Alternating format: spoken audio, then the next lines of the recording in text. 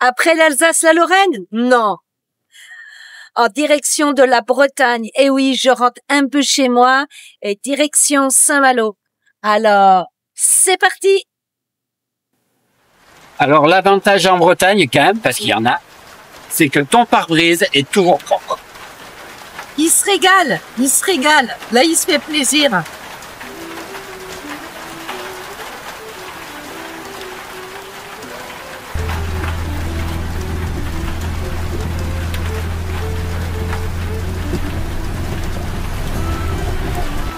La Bretagne, terre mystique, où les éléments se rencontrent. Le ciel gris, la pluie,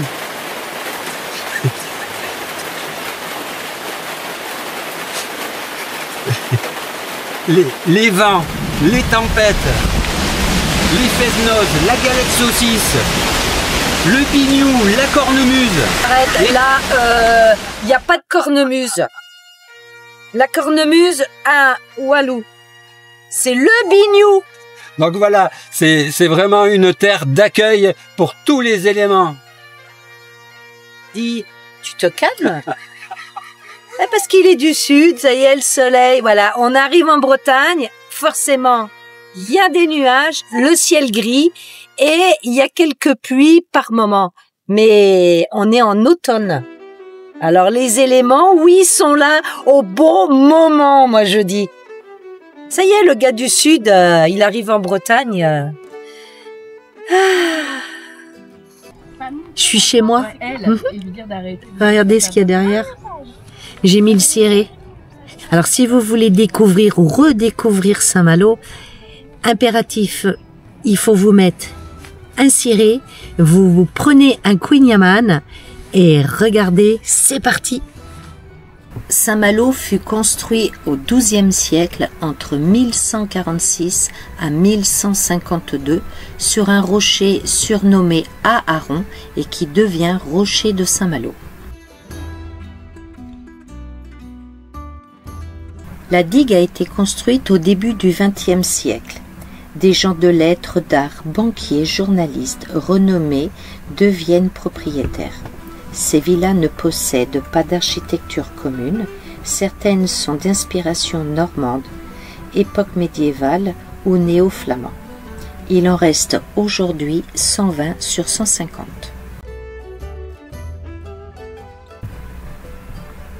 Le goémon, mélange d'algues maritimes rejetées sur le littoral par les marées. Il était aussi appelé varech.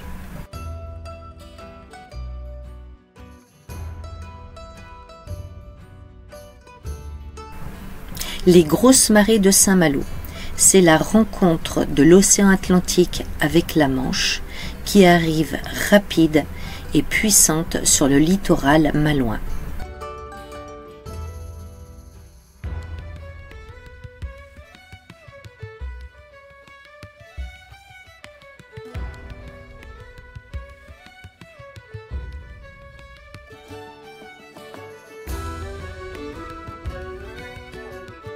Et oui, les brise-lames, ce sont ces vieux poteaux qui sont là pour casser les vagues qui viennent sur la ville De Saint-Malo? de Saint-Malo. Sur le sillon. Nous sommes sur le sillon.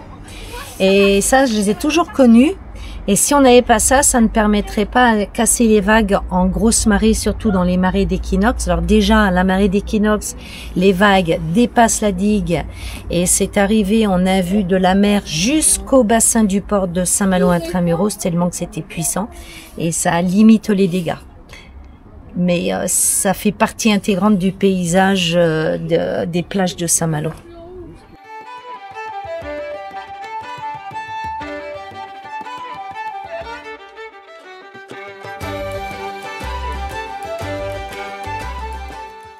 Alors on a une phrase chez nous qui dit « Malouin d'abord, breton peut-être et français s'il en reste ». Alors voilà, parce que nous sommes une des rares villes à mettre notre drapeau le plus haut que celui de la région, de la France et de l'Europe. On n'est pas chauvin, hein? Non. Non, on n'est pas chauvin.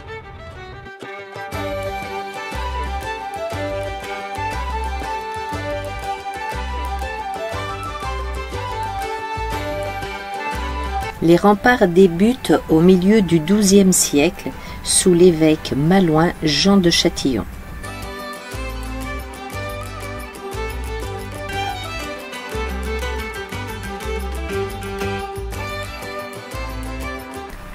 Duguay-Trouin, corsaire et au service du roi, fut capitaine d'un navire à l'âge de 18 ans. Les corsaires mandatés par l'aide de course sont autorisés par temps de guerre à harceler les navires marchands et militaires. Saint-Malo est devenue une cité corsaire. Là, c'est la plage du Four. Alors elle est surnommée comme ça parce que c'est le seul endroit où on n'a pas de vent, où il fait très très bon durant l'été. Et donc beaucoup les Malouins viennent ici, c'est une petite plage où les locaux viennent l'été. Et elle se trouve en face d'Inard. Vous avez Dinard juste là. De Saint-Malo, là du port maritime, vous pouvez partir de Saint-Malo pour Jersey, Guernesey et l'Angleterre.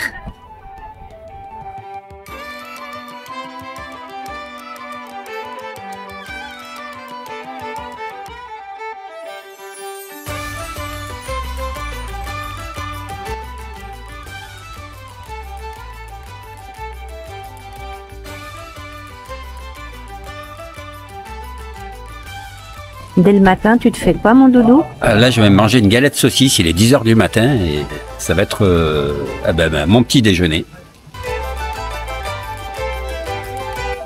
Alors ça, c'est un vrai petit déjeuner, comme je les aime.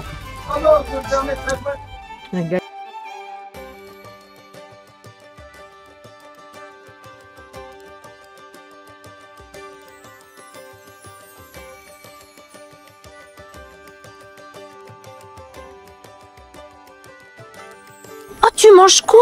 Alors, je mange une spécialité bretonne. C'est un gâteau au cholestérol. C'est super bon. N'importe quoi, c'est un kouign-amann. C'est ce que j'ai dit. Un gâteau au cholestérol. Du beurre, un tout petit peu de pâte et du sucre. Eh bien, nous voilà repartis pour une aventure. À deux. Non, on va aux mines. Non, on va pas aux mines là. On fait de la spéléologie cette semaine? Non. Du delta? Ah, peut-être du delta. Non, on fait pas de delta plane. On va faire du char à voile sur la baie du Mont-Saint-Michel. Bon, on nous prépare notre carrosse. Alors moi, j'en ai eu fait à partir de l'âge de 12 ans jusqu'à 13, ouais, pendant une année. J'allais gamine les week-ends. Et depuis, j'en ai parfait. Ça fait 43 ans que j'ai parfait de char à voile. Et c'est une première pour Christophe.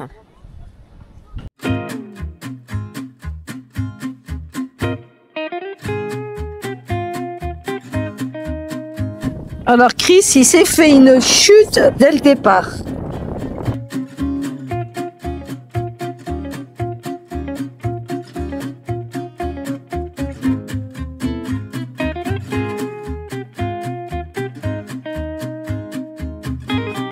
Eh ben, oui, évident de tourner, hein, je peux vous le dire. Hein.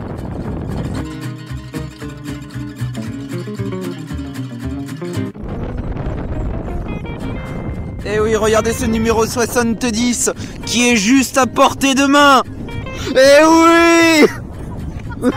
Regardez le numéro 70 et je le double en beauté.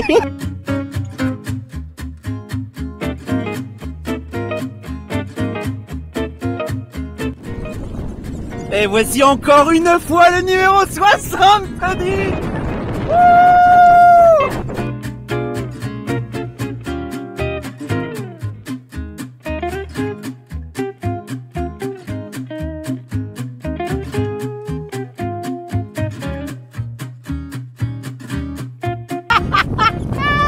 C'est dans la boîte.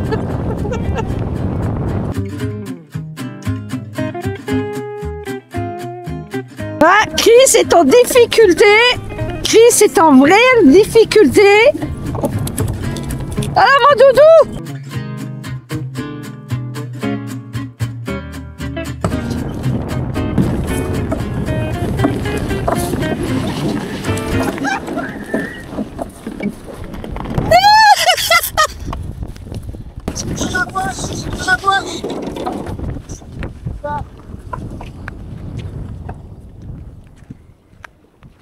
Bon,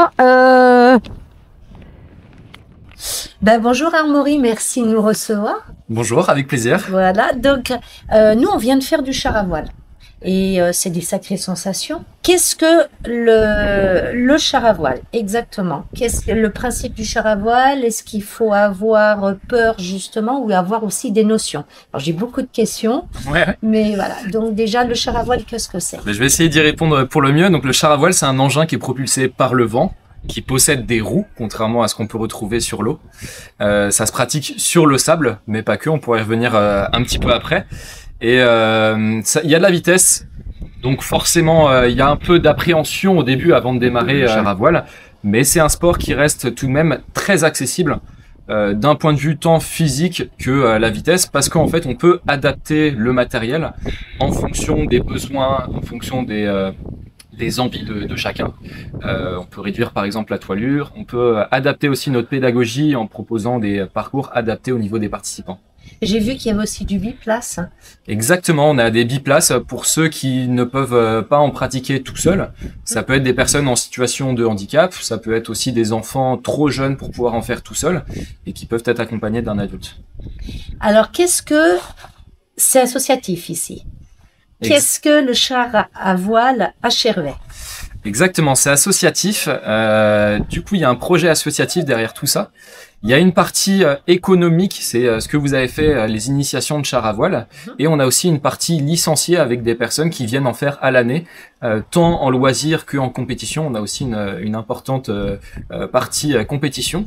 Et on a un projet associatif de rendre accessible ce sport qui est le char à voile à travers des publics qui peuvent en être éloignés, tant géographiquement que d'un point de vue socio-culturel. Et donc on a cette volonté de rendre accessible ce sport de char à voile par différents projets qu'on mène tout le long de l'année. C'est très chouette.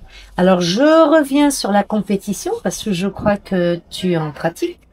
Exactement, et d'ailleurs petite information, moi je pars au championnat d'Europe ce lundi là, dans quelques jours, dans 2-3 jours en Allemagne. En Allemagne. Donc pour moi c'est aussi la préparation, vous voyez, je suis sur la plage à faire des séances de char à voile en éducateur sportif et ensuite je mets ma cape de compétiteur quelques jours après. Et ça dure combien de temps? Ça dure toute une semaine. Ah, ça dure sur une semaine? C'est ça, exactement. Mais où en Allemagne? Il y a du vent où? Alors là, on sera sur le littoral, à la frontière danoise, à St. Peter-Ording. D'accord. Et on part avec toute l'équipe de France pendant une semaine. Et vous êtes combien de participants? Alors là, on va être une quarantaine, entre 40 et 50 participants venant de toute l'Europe. Et je crois que tu as gagné des champions du monde 2024 qui avait lieu en France sur les plages du débarquement en juillet 2024. En Normandie? En Normandie, ouais, c'est ça, exactement. On n'est pas loin. Hein. On n'est pas très loin, ouais. C'est les voisins d'à côté. Alors, je reviens sur le char à voile. Est-ce qu'il nous faut des notions de voile pour pouvoir faire justement un cours de char à voile? Alors, contrairement à ce qu'on peut penser, il n'est pas nécessaire d'avoir des notions de la pratique de voile pour pouvoir en faire. C'est un sport, comme je l'ai dit, qui est très accessible, qui peut s'apparenter à la voile, mais qui a quand même des particularités, comme ça reste un sport qui est terrestre. Et il faut une initiation, évidemment, des explications de la part d'un moniteur pour pouvoir débuter, pour pouvoir accompagner ensuite pendant toute la progression. Mais ça reste quand même un sport qui est très accessible, avec des sensations qui peuvent être très rapides.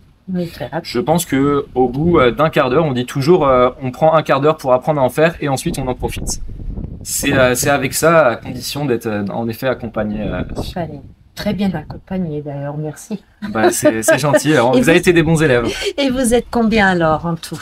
Alors nous on est 5 moniteurs à travailler à Char-en-Bey, aujourd'hui on était 3 et voilà, on est 5 à faire ça toute l'année. Donc ce n'est pas uniquement saisonnal comme on pourrait le penser, on fait pas ça que l'été, on est ouvert toute l'année de début janvier jusqu'à fin décembre. Et il vaut mieux réserver quand même à l'avance?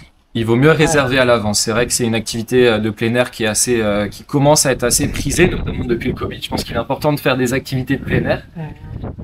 Et donc, il vaut mieux réserver à l'avance, surtout en période estivale. Le reste de l'année, généralement, il nous reste encore de la place. De la place. Mais pour réserver, je vous laisserai sous la description de la vidéo, comme d'habitude, le lien pour tous les renseignements et puis à vos chars à voile. Merci. Avec grand plaisir. Bravo à vous. Merci.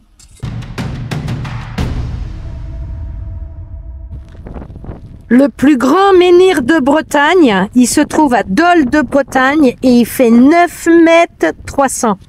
Et il faut savoir que sur les menhirs, il y a autant sous terre. Oh, il y a beaucoup de vent là. C'est à l'abri, ouais. Alors, je sais pas si vous savez ce que ça veut dire menhir. Menhir, ça c'est en breton.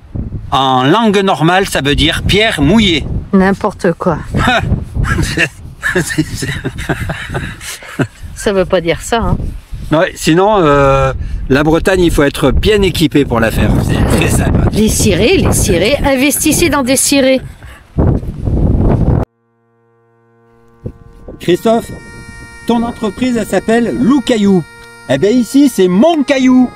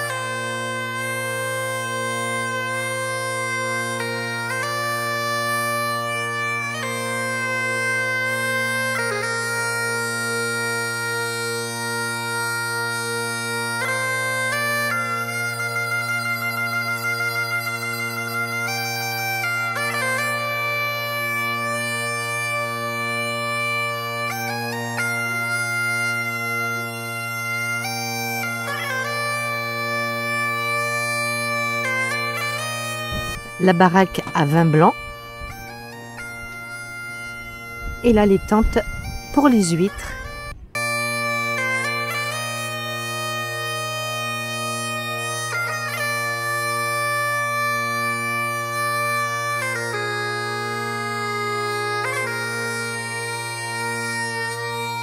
Il n'y a rien de tel que de manger des huîtres à Cancale. Avec un petit vin blanc. Donc, à Cancale, il y a une particularité. Une fois que vous avez fini de manger vos huîtres, vous jetez, mais sans le citron.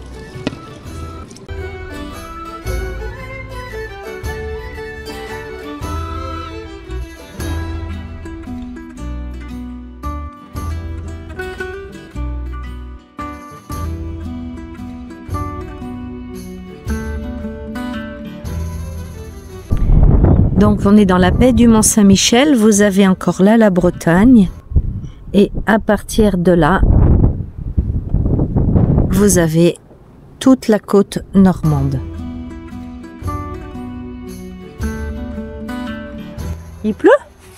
Là, ça vient de s'arrêter à l'instant, mais je me pose une question. Je suis un peu étonné de voir qu'en fin de compte, les Bretons, quand ils sont nés, ils n'ont pas les mains et les pieds palmés en fait.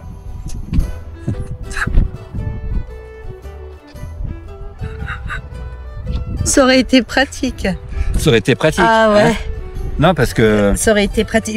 À la rigueur, j'aurais bien aimé. T'aurais bien aimé, toi, ouais. Avoir les mains et les pieds palmés. Ah bah, t'imagines comment tu peux nager sous l'eau, tu peux faire des centaines ouais, comme les canards. De brasses, je peux aller loin. Tu vas choper le poisson direct. Ah ouais, je voyage gratos. Là. Voilà. Ouais, tu ton poisson, là, de direct au bout. Je vais me faire greffer.